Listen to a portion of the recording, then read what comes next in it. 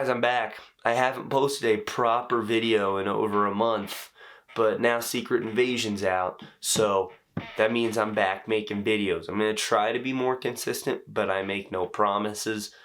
But I'm going to do my best, so bear with me. Secret Invasion is the newest MCU Disney Plus show and sees the return of Samuel L. Jackson as Nick Fury as a lead for the first time in this franchise, as he takes on a sect of Skrulls that have infiltrated human society and pose a threat to the future of humanity. Apologies for getting this to you late. I didn't have a chance to watch the episode until the evening, which meant I couldn't get my review up until today. You guys know how it is. That said, I'm still going to give you guys a non-spoiler review of the episode because I don't want to ruin anything for you guys, and then I'll let you know when I'm jumping into spoilers. The original Secret Invasion comic is impossible to do as a TV show, and it's honestly kind of impossible to do as a movie because of the years of build-up it had. It would have to be an Infinity War Endgame type of thing to even work.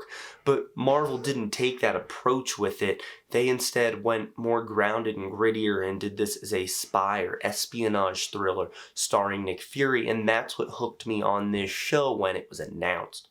Because I love my giant fantastical space adventures, but I want to break from them because we've got a lot of them recently and they weren't that good. And I'd rather have this. And right off the bat, this show gives you a different vibe from the usual Marvel stuff. Everything feels darker and dirtier. Characters look more tired and worn down. And the camera's more handheld, like it's in the mud with these people. You've got colors that are darker and lend to a more gritty vibe as well. This show looks expensive. Marvel has started to look kind of cheap recently, with some notable exceptions like Black Panther: Wakanda Forever and Guardians of the Galaxy Volume 3, but a lot of their recent releases don't feel as expensive as they actually are, whereas this one does. You can see they put every cent into making this show look right and feel right. Except for the AI-generated opening credits, which I'm going to talk about very briefly, but I am going to make a separate video on them like I said. They are a disgrace to artists and craftsmen. There is no artistry or craftsmanship to them. They feel fake and soulless. And on top of that, they look dreadful. And there's people saying, well, there's 8 credited people who made them. Typing code into something to make a computer generate something is not art. That's what those 8 people did. Spider-Verse had artists. The opening credits for every other Marvel show had artists. Those feel real and tangible, and they feel like there is character in them. They feel like there's actual work in them. And while we're on the subject of Spider-Man Across the Spider-Verse, go watch it because it's amazing, and you're supporting artists if you do that. Back on topic here. Nick Fury is back, and like I said, this time he's the lead. He is 80% of this episode. He is everywhere in this episode, and I feel like the make or break of this show for most people is whether or not you like this portrayal of Nick Fury, because he is much different than we've seen him before. The Nick Fury I grew up with and the Nick Fury I love is 3 steps ahead of everyone. He has contingency plans for his contingency plans. He doesn't trust a single person, and he has a bit of a dark side. He's kind of cold. He's the kind of guy who would take a dead guy's blood and smear it on that man's mint edition collector item, even though he plans on reviving the guy, so that he can use it as leverage to get the Avengers to assemble. That's messed up. And that's Nick Fury. But he's been through some stuff since we last saw him, and he's not really like that anymore. He was changed by Thanos' snap. He doesn't really seem to have much of a plan anymore. He seems a bit more warm towards people. And he's slipping a bit. It really doesn't seem like he has everything figured out. And you can see just in the way he greets Maria Hill and in the way he greets Talos that he's a different guy. And that just is not going to work for everyone. And it was jarring when I first saw it because that's not the Nick Fury I'm used to. But the show sets up that he's different, and I can see they're going on this path with him to turn him back into the badass we know him as. But if you don't like that from the get-go, this show's not going to work for you because this is the Nick Fury show. But Samuel L. Jackson, who is phenomenal, gets to bounce off a lot of other people in this show because there's a lot of fan-favorite characters that come back here. The scene stealer is Ben Mendelsohn's Talos, Nick Fury's ally. But let's be real, Ben Mendelsohn steals the show in pretty much everything he's in. And they characterize him a lot more than they were able to in Captain Marvel, and we see the warrior and the spy side come out of him more because that's what Talos was for God knows how long. We just didn't see that in Captain Marvel because we were focused on a much less interesting character in that movie. And they give him so much depth and inner conflict in this show. I cannot wait to see where he goes. It's no spoiler to say that Talos doesn't really feel that great about the fact that he's fighting his own people. And he's not a big fan of Nick Fury killing Skrulls. But he's also teamed up with Nick Fury. And he's paired with Fury for every single scene he's in, which leads to some amazing banter between the two. Because these two are friends, and even though we've only seen them on screen together one other time and they were barely allies, they've been working together for decades, and Talos has kind of been Nick Fury's boy. And we get to see that in this, and you feel like there's a friendship here, just with the way they team up to do stuff, the way they bounce off each other, the jokes they make. They're constantly making digs at each other in these episodes, and it does feel like two old friends. And then Maria Hill's also here, emphasis on here, because she's not really much different and doesn't do much more than in the previous times she showed up in the MCU.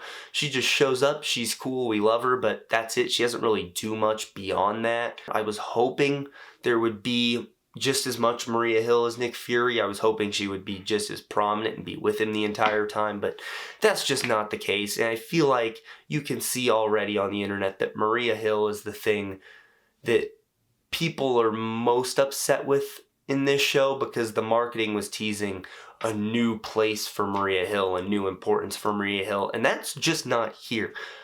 Cobie Smulders is great as always as this character, and I do love the character, and I love Cobie Smulders in the role. It's just a bummer that they don't give her much to do.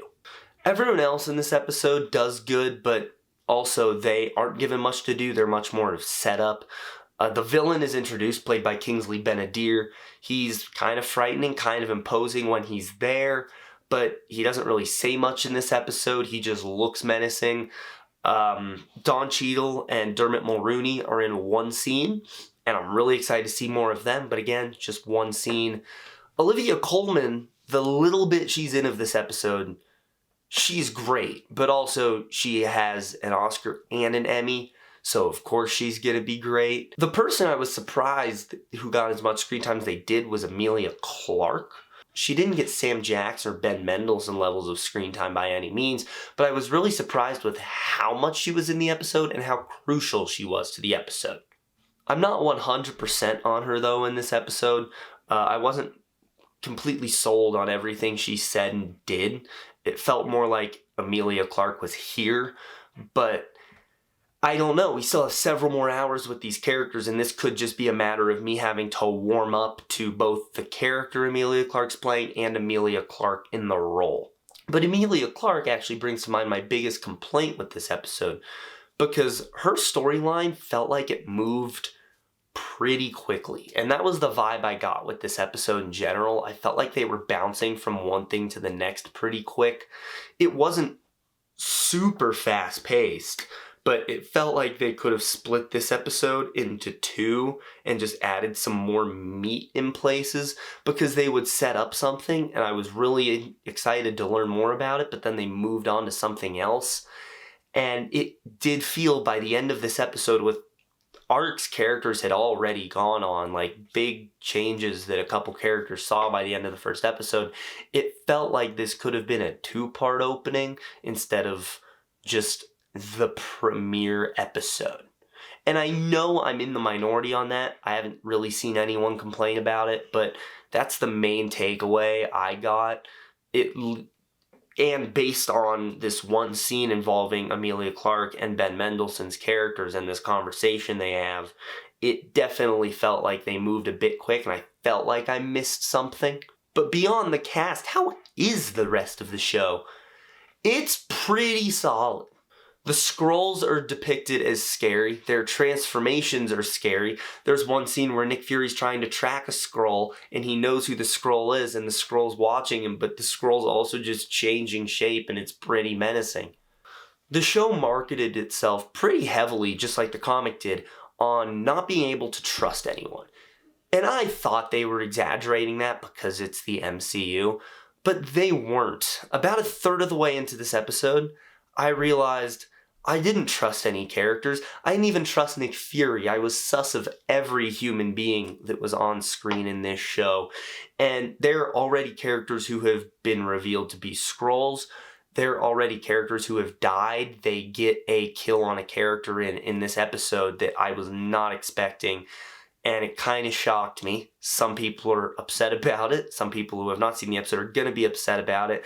I personally was fine with it, but I'll talk about that more when I get to the spoilers section of this video. The show has actual stakes, and it's frightening to know that we're only one episode in and they've already done stuff like that. Alright, so that's my non-spoiler thoughts on the first episode of Secret Invasion titled Resurrection.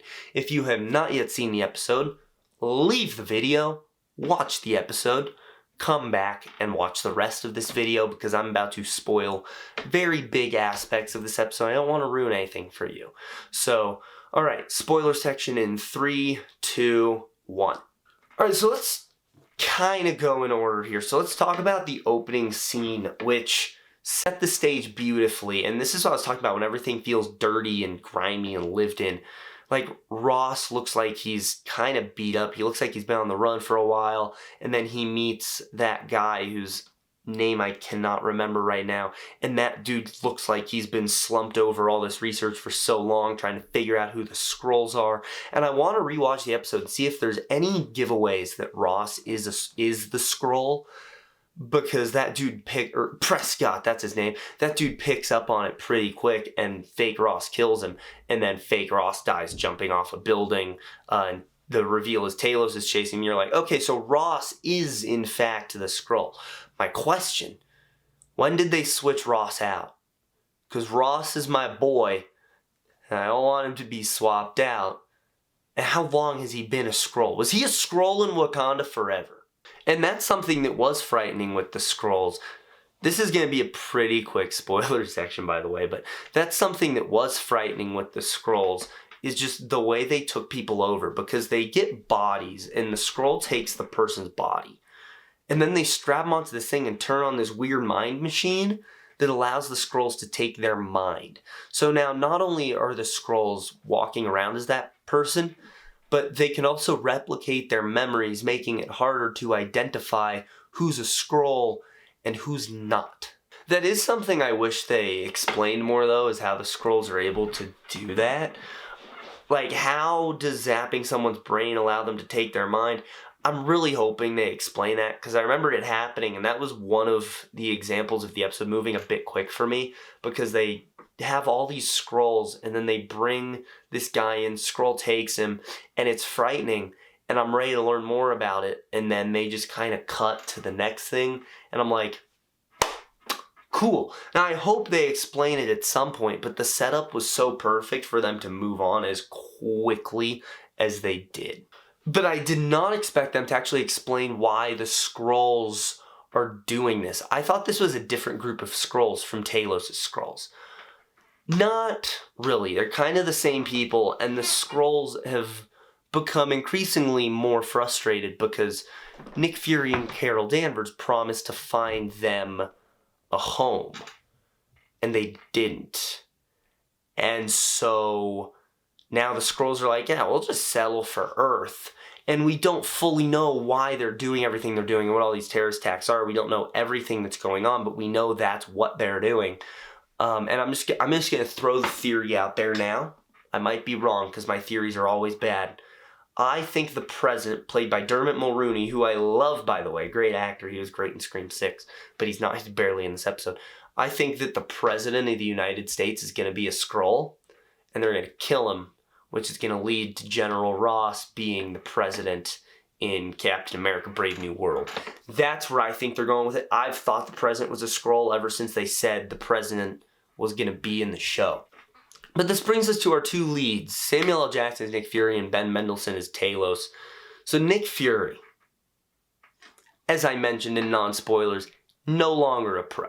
He's not really on his A game anymore. He gets captured by Sonya Fallsworth, and he says he did it, and he said, what if I did it intentionally to get to talk to you? I'm like, I don't know, Fury. I don't know. Maybe you were trying to find her, but damn, it feels like you slipped up there. I mean, he's still got some of his A game. Like, he put that little camera on her owl and whatever, and he can kind of figure stuff out, but it's not the Nick Fury who's 3 steps ahead of everyone. I know that's coming, though. I know we're going to see that. I'm very excited to see that. But like I said, if you are not vibing with how Nick Fury is portrayed in the opening of the show, this show's just not going to be for you. What I did love was the way he embraced Hill and Talos, because Hill is the one person Fury has always trusted. The only person in existence he trusted besides Carol Danvers. And now Talos. But he lands on Earth, comes down. I guess he said the Skrulls were going up there, which is why he had to come down to Earth, because he's on Saber, getting that all good to go, which is what he was doing at the end of Far From Home when we last saw him. And it's what they're doing at the start of the Marvels in space. So this is kind of that bridge of what he's been up to, is working on Saber. So he comes down from Saber, meets Hill, immediately hugs Hill, which was pretty sweet. And then same with the scene where he sees Talos again after God knows how long it's been, because the entire time he's been in space, he's had Talos on Earth pretending to be him. And he embraces Talos also, which I was not expecting to see that kind of interaction for either of those people. It is a softer, older Nick Fury. And I feel like, based on how this episode ends, that that's his tipping point into becoming the badass that we all remember him to be. But Talos, I think, was the best part of this episode. In my personal opinion, he was the best. Ben Mendelsohn was a scene stealer. All his lines were the best when Fury said he's like 140 years old or something, and Talos said something along the lines of, well, in Earth years, I'm barely 40, haven't even had my midlife crisis yet, then asks Fury what his was, and Fury says the Avengers. Like, that was great. I love the banter between the two of them. I love how much they joke around and the little digs they get in at each other. But Talos' inner conflict, I think, resonated the strongest within this episode as well, because he does not like fighting his own people. These are people he knows. Remember that. Some of these are people who came to Earth with him, and he's at war with them, and they establish they've been at war for a while, and they've been trying to defeat the Skrull threat for a while, but this is kind of the big moment where they need to, and the war is escalating. And there is a moment where Talos is fighting a Skrull, and Fury's going to shoot him, and Talos says no, and then Fury shoots him. And Talos was not happy about it.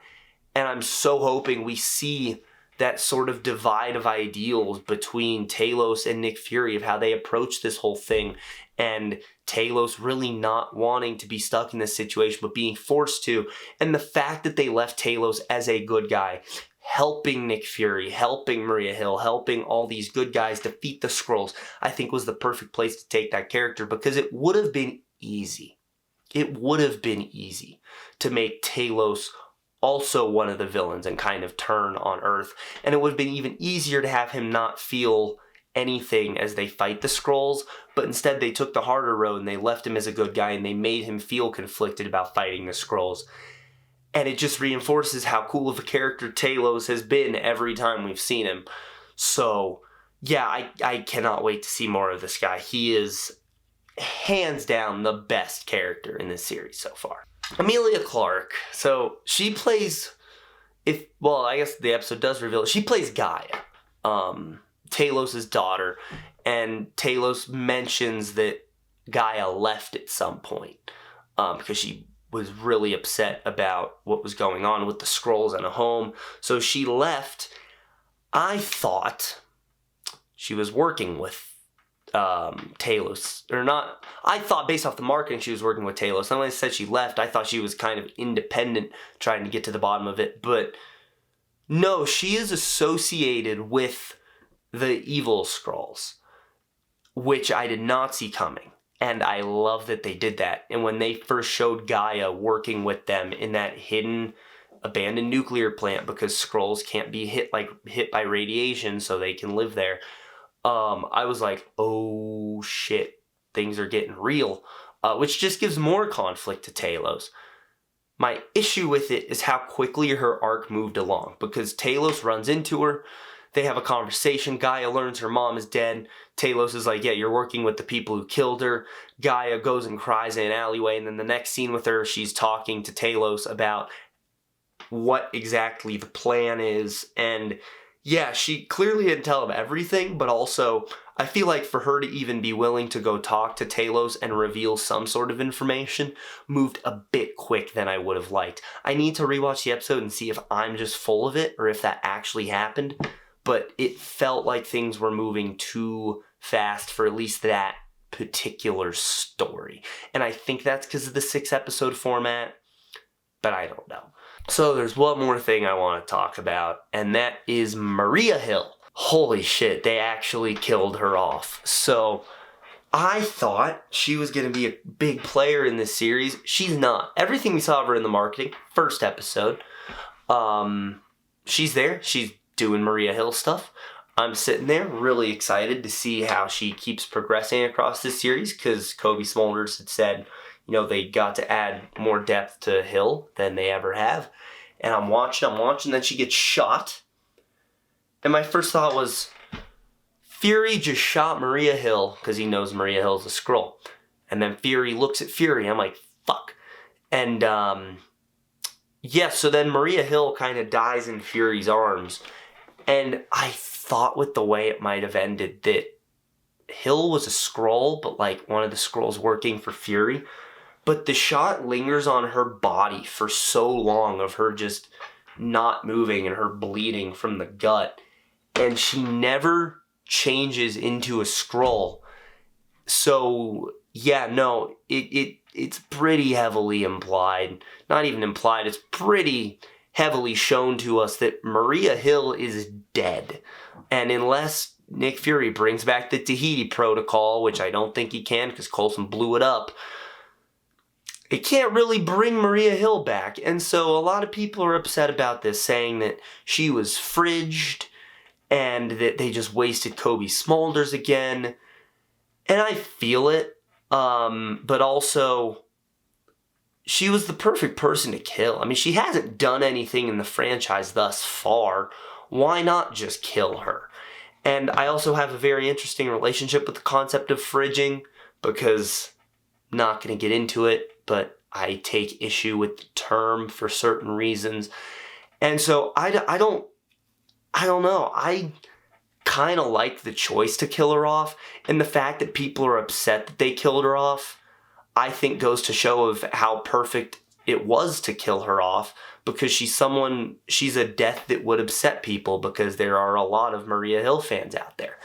And she's a death that can alter the course of the show, but not drastically change the MCU, whereas, you know, if you killed several other characters. So I don't take issue with it. It was there for shock. It's going to further the story. It's going to push Nick Fury forward. So I'm fine with it. And yeah, I'm aware that killing a female to propel a guy's story is fridging. I might cut this out because this is where I offend people.